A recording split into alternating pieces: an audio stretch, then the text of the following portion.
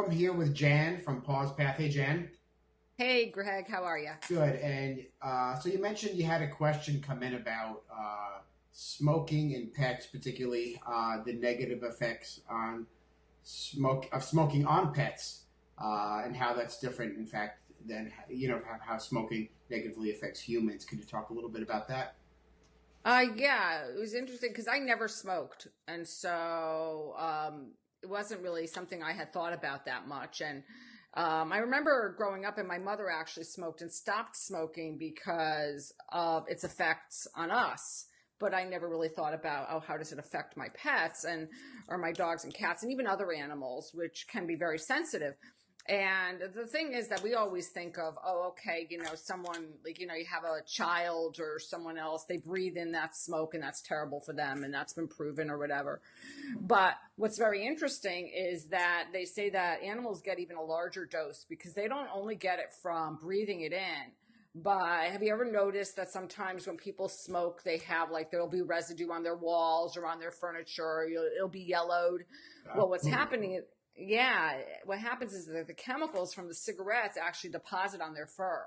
So when they groom themselves, they're actually ingesting Oh, those like dangerous, like horrific chemicals. So they're getting two doses. They're breathing it in, but they're actually also eating it, which is kind of an interesting thing to think about because I think that even smokers would want to eat. yeah, yeah. Tobacco resin. Tobacco residue, yeah, yeah. It's kind of a vile thing. And so I had never really, so it's affecting them in so many different ways. I mean, let alone the fact that if they happen to eat cigarettes. And my best advice, if your pet eats cigarettes, call poison control because that's actually quite dangerous Oh, and they can get really sick from that. But even if they just, and so to me, there's really even no way to get rid of that. I mean, that's always there. So, I mean, I would love to tell people not to smoke, but I know that's very challenging, for people to quit smoking. now, but you also mentioned to me that aromatherapy and essential oils are helpful. People who are trying to quit and have difficulty quitting, they can also use oils to help if they really want to quit. And maybe quitting for their pet is the Right, way to exactly. help them to quit for themselves. Right, right. I always say, like my mother quit because of us. She wasn't, I don't think she was so much thinking about herself. And as a or an animal caretaker or pet parent, dog or cat parent, maybe you quit for them, even though you don't want to quit for yourself. Um, I think for oils for quitting smoking, basically, I tell people a few things. One is start to like, when do you smoke? So most people smoke when they're stressed. So, the calmer you can be, the better off you're going to be because you won't have the impetus to light up a cigarette. And so if you have a fragrance that you like that calms you down, grab an essential oil instead of grabbing a cigarette and seeing whether you can actually, if not totally eliminate smoking, but maybe at least decrease the amount you're smoking. The other thing is that there was a study done in North Carolina where they actually found black pepper oil, which kind of sounds strange, but what they found is people, when they inhaled black pepper, which doesn't smell like it actually smells really nice, it cut down on cravings of cigarettes. So that's another option. I think they diffused, but I'm sure you could apply it. It just smells very spicy. So it's not like, and the nice thing also is it's not very feminine. So if somebody, like a guy wants to quit smoking, he's not going to smell like flowers, or something if he decides that he's going to quit.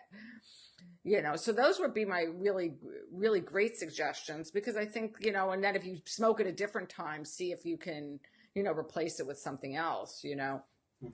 you know, So what about from then ingesting the smoke, inhaling the smoke, and ingesting from licking the fur, all these chemicals? Is it similar to the sort of health problems that humans have that pets would experience? Yeah, I think somewhat. I I don't know that many smokers, so besides for the obvious um, negative effects it has on people with the links to cancer, certain types of cancer. I don't know, as I have a cat around here, I don't know. Pets end up sometimes with digestive problems, and I don't know if many people who are smokers actually have, if that's a link to digestive problems. Um, I know that they can have digestive problems. They obviously, pets can suffer breathing problems like asthma and other chronic lung or breathing issues. Um, and the types of cancer, I mean, cats have a higher incidence of lymphoma, and then lung cancer and nasal cancer in dogs is increased because of smoking. So, sometimes, I don't really know that many. I don't even know if many vets actually mention that if they have a pet with cancer, whether they find out or they actually ask if there's a smoker in the home, which would be a really good Yeah. thing to even, bring up to your vet if your pet does suffer from something like that. Yeah, I mean, it seems like in an intake with a new pet with a veterinarian, it seems like there would be a question. It's like, does the owner smoke? Right, exactly. Which, if there isn't, they probably should put one in. Sure. Just It's to make obvious sure. now when you bring it up. Right, exactly.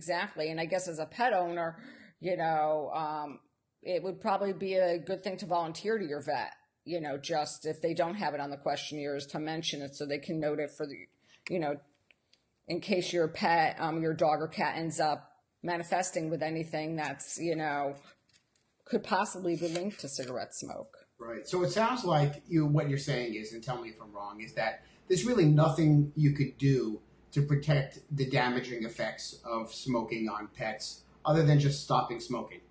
I don't think there is. I mean, I don't know that much that there's any air filters out there that actually take away the negative effects of smoking. Mm-hmm. And, and even cleaning and stuff doesn't really seem to, it's not going to get rid of the residue.